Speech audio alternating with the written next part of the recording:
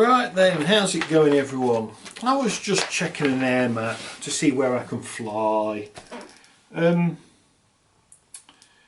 this is what we used to have to use. Back in the day, we're talking 20 sort of 13, 14, 15, just before NAT's Drone Assist came out and saved us a lot of hassle. I used to use an air map to check where I could and couldn't fly. We have a bit of a saviour now with NAT's Drone Assist. It is very good. Air maps were always good, but there's a lot of information on here to understand, and we're going to do a very basic and loose thing on airspace today. And you always check it before you fly, and you always check it with an app like NAT's Drone Assist. Do not rely on the DJI one because it's not 100% accurate. NAT's Drone Assist is the way forward. You can also use the Guardian Angel one. It's the same data set used. Some people use Air Map, but for me NAT's Drone Assist wins because it clearly shows the flight restriction zones, restricted airspace that I want to know about. Okay, important bits to understand are on NAT's Drone Assist it will show you Class D airspace. Really, I would love to be able to turn that off. Or they should make it have a different warning, because it says controlled airspace, flying your drone here may cause concerns or something along those lines. Class D airspace, you can fly a drone. Okay, it's only when you're inside or want to fly inside a flight restriction zone, which could be in Class D airspace, that's when you need the ATC's permission. Okay, you know, restricted airspace, it'd be nice if NAT's Drone Assist gave a little bit more information on the restrictions, because Scampton, for example, R313, it shuts down at the weekend. So Monday 9 to 5 you shouldn't be flying in the restricted Red Arrows airspace, but before 9 AM and after 5 PM you should be able to fly, and you should be able to fly at the weekends, but it shows up in NAT's Drone Assist like it's always restricted, and it's not all airspace is. And yeah, I mean, don't get me wrong, I do like NAT's Drone Assist. It shows me what relevant NOTAMs there are, but we'll look at a few bits. Now, this is by no means an in-depth view on airspace, what you can and cannot do, where you can and cannot fly. It's just a rough guide, because you just need to understand really flight restriction zones. You need ATC's permission. Where do you get that permission? So we'll look at that. You want to fly in London? Well, let's look at the heli routes. Let's look at the restricted airspace, because London is just a can of worms. Don't get me wrong, you can do it if you know what you're doing and you follow the right things. You know, checking on the NOTAM. Can you fly if there's a NOTAM in the area?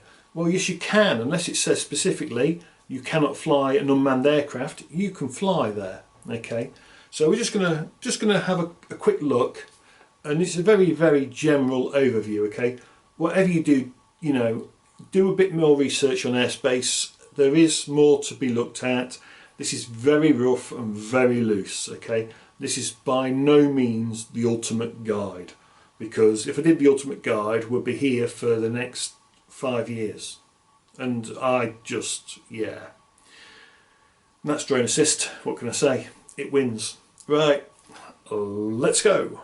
So this is actually Class D airspace. Okay, the pink around here is all Class D. Okay, and you can fly in Class D airspace. Okay, without ATC's permission. Now, the important bit is this flight restriction zone here in the middle. Okay, and these are the runway stubs, so these are the runway protection zones. Why they just don't call it a flight restriction zone regardless of the stubs? I suppose it's dotting their I's and crossing their T's, but regardless.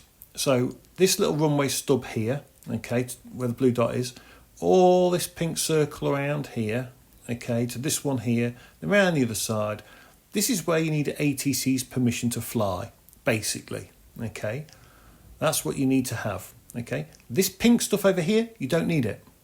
Okay, it'll just say highly regulated airspace, Class D. It doesn't say you need permission. This is another flight restriction zone here. Look at it. It just crosses into Doncaster's Class D. Okay, so again, because of the stub here and the one here, okay, to fly inside this, you would have to call that airport and get their air traffic control permission. The same with this one over here. Okay, runway protection zone sticking out here. One here, one here, one here. Okay, fly inside here, you need the air traffic's permission. Okay, we've then got Scampton. So this is Scampton here. The runway protection zone is just here. Sorry, flight restriction zone. Runway protection zones here and here. And then this is all restricted airspace around it. Okay, manned aviation, Monday to Friday, 9 to 5. Have to avoid it. Don't fly in it. It covers the top half of Lincoln, including the cathedral. At the weekends and before 9 a.m. and after 5 p.m, you can fly in this airspace. Okay, we've also then got RAF Waddington down here. Okay, you see its runway protection zones here and here. Flight restriction zone is here in the middle. Okay, the yellow ones are smaller airfields. Okay, so these are warnings for smaller airfields. That is actually Hibblestow. Okay, so that's the glide. I was going to say gliders, then it's not. That's the parachute site here. Okay, that's a glider site at Curtin Lindsey. Okay. Gainsborough is Sturgate, I believe. Airfield is just here. Okay. But that's what NAT's Drone Assist looks like. Okay. Doesn't it make life easier? Okay. If it says restricted airspace, you can't fly in it unless you've got permission, basically. And you can choose your options. So airspace. Aerodrome traffic zone. Do we want it switched on? No, because it puts too much information on the screen. Gets very confusing. Turn it off. Areas of increased risk. Well, we'll have that on. That makes sense, okay. Danger areas. Yes, we will have that on. Flight restriction zones. Yes, we will have that switched on. Prisons. Yes, because I don't want to go to jail. If you get caught flying a drone near a prison, I wouldn't want to be you. Restricted areas. Yes, we need to know about them. Flight reports. Well, yes, you can actually tag a flight report. So up here, you push the button, okay, and you can tag a flight report, and then other users can then see where you're flying, okay. Intermittent airspace. I've actually got that switched off at the moment. That should probably be on, but I've got that switched off at the minute because I only care about NOTAMs, to be fair. If it's going to be an airspace change, I'd hope it'd be a NOTAM, but I probably should switch that on actually. Navigation warnings, that's these ones here, okay. And then upper airspace. Do not turn on upper airspace, whatever you do. It's enough to drive you up the wall. The whole thing will be pink and you'll just get confused. No point at all. So yeah, I mean, NOTAMs. So you'll hear people talk about NOTAMs. NOTAMs do show up on NAT's Drone Assist, the relevant ones. And typically it'll be a circle like this, and it'll be blue or purple in colour. Okay, you click on it, it will then tell you if you can or cannot fly. It's that simple. If it says you cannot fly, okay, that's it, you cannot fly. However, if it doesn't say you cannot fly there, you can still fly there, okay, because it might just be the Met Office releasing some balloons, okay. So they're just letting you know, well, the Met Office is releasing weather balloons. That's fine, go fly, not a problem. Okay, so NAT's Drone Assist is why we use it. Look at that, into that simpler than that air map that we looked at. You got to love it. A lot better than those air maps. Okay, really, really good. I'm expecting when Remote ID comes out, we'll all start appearing on this at some point. Right. Anyway, so that's NAT's Drone Assist. This is what you should be using, not DJI, not an air map anymore, because it doesn't show what's relevant to us on an air map anymore. You know, Class G airspace is no longer Class G to us. You know, they've made it quite clear that, you know, you'll learn about it all in a GVC course and a bit on your A2 CFC course. Reality is now, you know, they will cordon off airspace like Dover, okay, because a drone is a risk to a 100,000 ton ship, okay. And they'll cordon, of course, all of Dover off with no thought at all.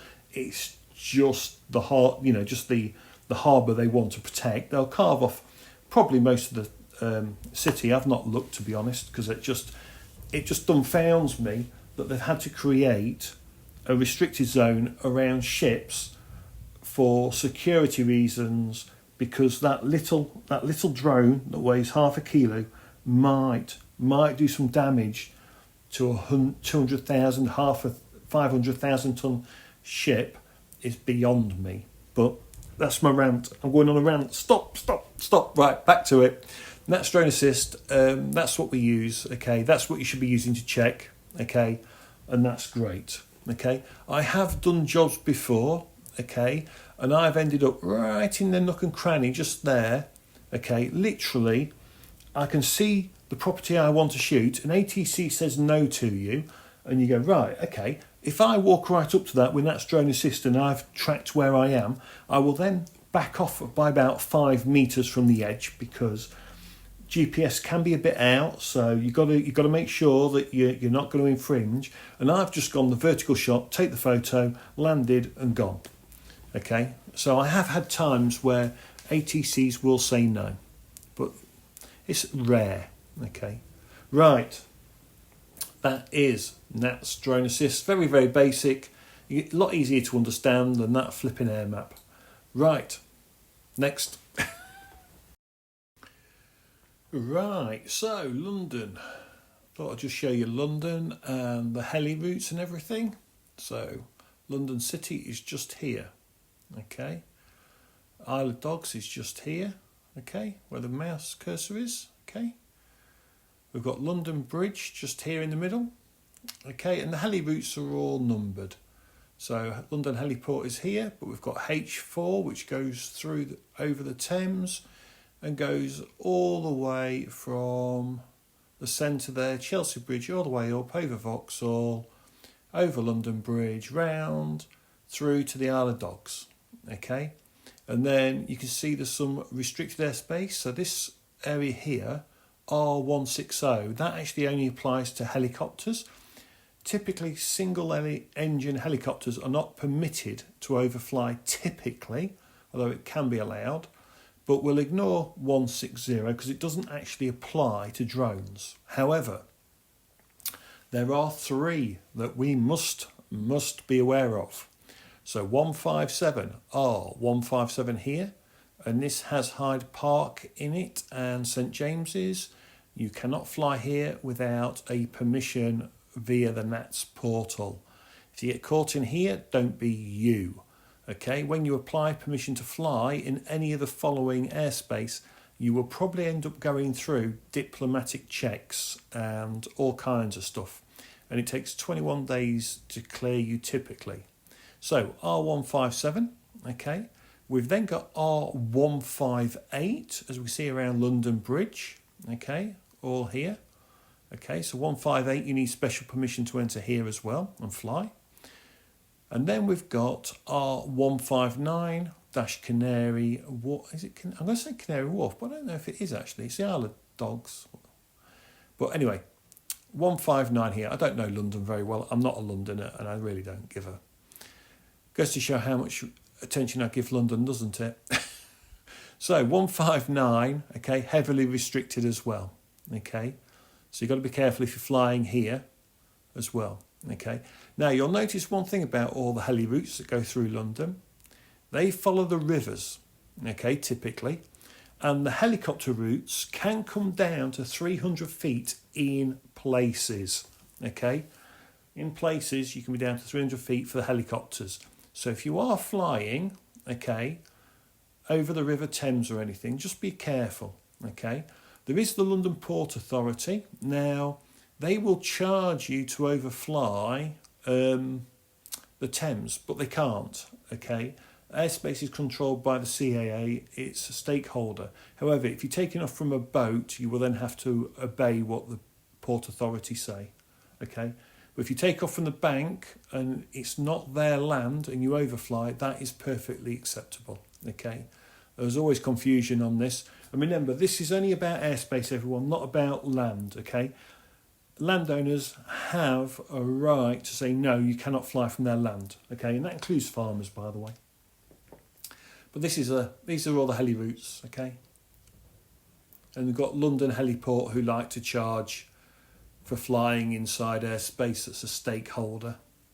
Okay. It's state owned, it's not theirs. I won't go on that rant. But anyways, we can see, so H4, okay. There's some great videos on YouTube of helicopter flyers actually going through, and you would see what they have to do to go through London, okay, on the H4 route. If I find it, I'll put the link below, just so you can see what helicopters have to do, okay. But these are all the heli routes anyway, just so you'll always generally find helicopters over the Thames because that's the safest place for them. Right, that's a quick look at the heli routes in London. Okay, and this website is called notaminfo.com, and this is the UK map. Okay, so this shows more NOTAMs than NAT's Drone Assist, for example, because it shows absolutely everything that's going on. So, interesting ones down here in towards Collingham. A danger area restriction is activated, so you couldn't fly in that danger area now because it's activated. We've got one here saying model flying is going to take place. Okay, what's this one? That's an aerodrome traffic zone deactivated. And here we're going to have Waddington again. Now where's Waddington? Here we go. So Flight Information Service, and there's a couple in there. So we can split them out. Exercises, there you go. So the purple one that was on Drone Assist, so that's Drone Assist, here we go, it's the one saying there's going to be exercises. And again, this is RAF Scampton. They've got a NOTAM, so firefighting and rescue's changed, but you can see the area covers Lincoln, look at that, and the cathedral is there. Right side R313. We've got one for Wickenby, so the aerodrome is closed.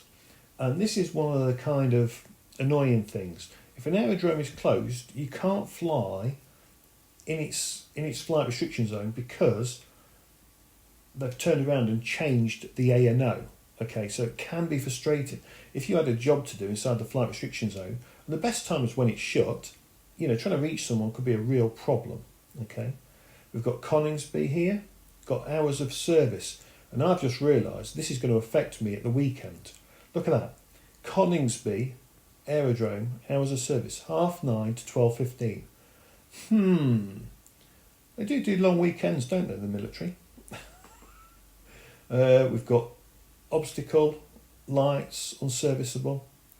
But you can see, and this is the whole of the country now, look at it, isn't it? Wow. That's how many NOTAMs there are. And people will be going, oh, can I fly here, can I fly there? If it shows up on that Drone Assist, okay, so it shows up on that Drone Assist, check, see if it says no drone flying. If it says no SUA, UAS or drone flights, then you won't be able to fly, okay? But a lot of them, I would say, don't worry too much. You know, exercises will take place, that's an interesting one worth knowing. Balloon kite flying will take place, I wouldn't worry too much. Restricted areas activated. And talking of restricted aerospace, right, so let's go into London. Ooh, here we go. Obstacle erected. Now London - Westminster. Oh, there's a drone flying. Someone's got permission to fly in the restricted zones. Let's see what it says. Lower surface to 690 feet, so they're going above the 400 feet. They've got permission in place, okay. And it's Mayfair, London. So yeah, nice one. Whoever's got permission has done it the right way. They've got a NOTAM issued, they've got the permission, they've gone through all the security checks that's needed. If you want to fly in this kind of airspace, by the way, right in the middle of London, you will end up with background checks, you will end up with diplomatic groups checking you out, okay? So Hyde Park, for example, you can't fly here. St James's Park, you cannot fly. They are in heavily restricted airspace. Okay, or is that Hyde Park there? I forget. Don't live in London, you'll have to forgive me. And then wherever Tower Bridge is, there's more heavily regulated airspace near that as well. You can fly one side of it, you can't fly the other, kind of thing. What have we got here? We've got heliport, hours of service. London heliport, well known to want to charge you if you want to fly in their airspace. They need to catch up and recap 722, I believe D, but I'll put a link to the correct one in the description, just in case I got that wrong. Got an obstacle erected, Wembley, obstacle erected. So you can see there's a lot going on actually. You just can't see it. Okay, restricted aerospace restriction. We've got all kinds of stuff going on. Oh, what's over here? It's a nice big red one. I'm going to be nosy now. Danger area restriction activated, so you won't be able to fly in there because it goes surface to upper and it's now activated. You would have to ring the people that control the danger area and get permission. Okay, so yeah, there's lots going on around the UK. Oh, there's lots of stuff where lights aren't serviceable or airfields have got problems. You would think during lockdown they would have fixed everything. You know, don't get me started on that. The amount of airfields that have got problems and don't fix lights or sort stuff out, it's incredible. Here you go, someone's logged a drone flight here. What's this one? Yeah. 400 feet. Now, lower. Oh, so the upper 1,000 feet. See, I was going to say there shouldn't be a NOTAM for anything under 400 feet, but it looks like, well, it's night flying, whoever's doing it. It is night flying. Looks like they're going a bit higher, so it looks like it is to 1,000 feet, which is why there is a NOTAM. Okay. Yeah, but someone's doing a nice little drone flight there in that area. Okay. It'll probably show up on Nat's Drone Assist if I have a look. But yeah, so that's NOTAM, and that's NOTAM info, okay? It's worth a look, it's worth a read, okay? You know, if you use Drone Desk, it will pull in from NOTAM info, and when you do your flight area, it'll come as part of the risk assessment telling you about NOTAMs in the area, okay? But that's NOTAM info, and it is probably the best site for checking NOTAMs. Okay, however, I use the one on Nat's Drone Assist typically because that will show me the ones relevant to the area I'm in and the ones that will apply to me, because I don't care about the runway that's not got its lights working. Okay, sounds a bit harsh, but it's true. Right, let's go to the next bit. Right, so you've heard me bang on about several things now, including calling an airport to get permission to fly inside a flight restriction zone. So how do you get the number? Okay, how do you get an ATC number? Now, Nat's Drone Assist might tell you, Drone Safe website might tell you, but here's one way to do it. Okay, so I've come to the Nat's AIP, or Nat's Aeronautical Information Service. This is free, okay? Now, what I'm actually interested in is this. I want the EAIP, okay? And what we're after, okay, we're actually after aerodromes down here, okay? So I'm now in the AIP, okay? So if I come down to aerodromes, okay? And if you scroll down the list on the left here, see all these? So we can go for Cambridge, okay? And what we're looking for is the ATC number, and there it is, as clear as day, okay? It's just there. All you do is you will ring them up. Well, before you ring them up, actually, what you need to do is have a postcode to hand, okay? And see how accurate your postcode is, because in the countryside, they can up to be 1.5 miles out anyway, and they can be a real pain in the ass, to be honest. Now, you can write down your map grid reference. If you go into your phone or your mobile device and you switch on your location services, it will give you a map grid. Write that down just in case. I've never had an ATC yet ask for that. They will go off the postcode generally, I found. So you can ring them up. You'll give them... so as you ring them up, they'll answer. And then you'll say drone flight request. You can say unmanned aircraft flight request, but drone, everyone understands drone. Although it's very negative, and people out there are going to scream at me now going, you've got to say unmanned aircraft because it's the right terminology. ATCs will understand drone flight request. Okay, they will then ask for some details, probably. Okay, they'll want your name, your telephone number. They may ask what aircraft weight you're flying. They will ask for where you're going to be, your location, postcode. Give them the postcode and say, I'm on that postcode just there. And they'll ask how high you want to go, how long you will be up for. You will get all these kind of questions, okay, asked of you. And then, okay, they will say yes, no, hold, or they might put a height limit on you, okay. They're very flexible, but you can end up with some limitations such as height, runway protection zones, where the runway stubs are, just on the flight restriction zone, the runway protection stones. If you try to fly in those, typically that's generally harder to do. They generally are more likely to say no. But if you're in a flight restriction zone and you're just inside it, okay, and you're like 500 metres, 200 metres inside a flight restriction zone, typically they're not too bad.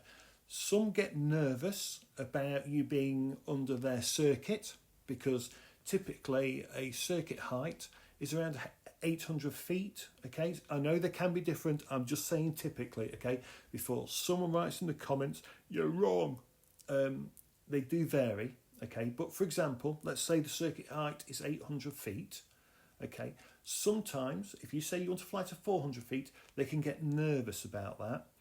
But what's bizarre is you can't point out the logic that in Class G airspace there's only 100 feet separation. That logic won't work, okay? So just be nice. They're there to do a job, to keep everyone safe, okay? It's just a simple phone call. Just be nice. Think considerately. Think about lowering your height, okay? But they're all airports are great. Now, while we're here, what we need to do as well, some airports are actually controlled by NATS. So NATS, we need their aero portal. We need, let's see if I can find it, aero portal. He says typing away. Here we go. So, non-standard flight applications. Okay, so let's go here, NATS aero. So, I've got to click a new... submit a new standard flight. They changed their website.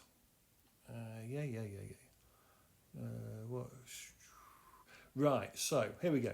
So drone and model aircraft, okay, within controlled or restricted airspace, including flight restriction zones. We're just going to nip here first. So these airfields here, or these airports here, are controlled by NATS. Okay, so from Heathrow all the way to London Heliport Battersea, who like to charge actually. No comment. But all these airfields here, airports, right, controlled by NATS. And what they want you to do, right, and this is the joke of the day, to be perfectly honest. So what they're asking for should be made with a minimum of 21 days notice, like the weather gives us 21 days notice. Now, in some places, the restricted areas in London, which you also must submit through NATS, they are slightly different. So it is good to submit in advance if you want to fly in the restricted areas in London. And I would book the week. I wouldn't book a single day, because 21 days out, no one knows what the weather's going to be. I have booked these flights before, and I've just booked the week, because you can't tell what's going on one day. And if you're going to fly in some of the restricted areas in London, you will undergo a full background check. Okay, and this does mean diplomatic groups. If you try to fly in Hyde Park, for example, you will end up going, all diplomatic groups will do a background check on you. The first time you go through it, it can take a bit longer. After that, once they kind of got used to you, it's not so bad typically. But if you want to fly in R158, 157 or R159, make sure you put your 21 days notice in. However, for other places like these airfields below, okay, they're going to want 7 days in advance of the flight, may not be processed, right? It is, I'm afraid, a bit of a pain, because you can't predict. You can get a client call you and go, oh, I need a job doing and I want it doing in 3 days' time. Yet NATs want so much time to process the job. It is not good for the drone business. Okay, and it's one of those things you're going to have to be aware of if you're dealing with any of these airports, because they will make you go through this website typically. Okay, and of course they seem to think that some of them own the airspace. They don't. It's state owned. The likes of London Heliport, Battersea, CAA is looking at why they are charging people to fly. Okay, no one should charge you to fly. Okay, no one charges that Cessna to fly through Class D airspace. Why would we? So we'll have a quick look. I'm not going to go through it all for you. Okay, so they want to know the drone type, so drone or model aircraft, a serial number. That's interesting. Do they mean the serial number on the aircraft, or do they mean the one you've given it? Open or specific? That's changed. Okay, so they are acknowledging the new categories. Specific means you're going to have a GVC, by the way, or you'll be under the CAA operational authorization, should I say. Purpose of flight. Oh, look. It's filming, photography, inspection, survey, mapping, news, pipeline, power line and railway or other. Interesting. Operator details. Oh, of course they want to know those things. Look what they want to know. And then there's another page. I'm not going to go through it all. All you've got to do is follow what you need to. Okay, but that's NATS Aero. That's how you get the ATC numbers. And if you want to fly in any of these, you must come to this website to do it. And if you want to fly in 158, 157 or 159 in London, you will also come here. Okay, and you will go through the process. Right, remember, it's only a quick overview. I'm not going to do every little bit for you guys. Okay. Flying in London, people always want to do it. It is a pain. It's not for me. Doesn't interest me. But then I live in the north and I don't believe the world revolves around London. So what do I know? Anyway, right. There you go. That's a quick overview there.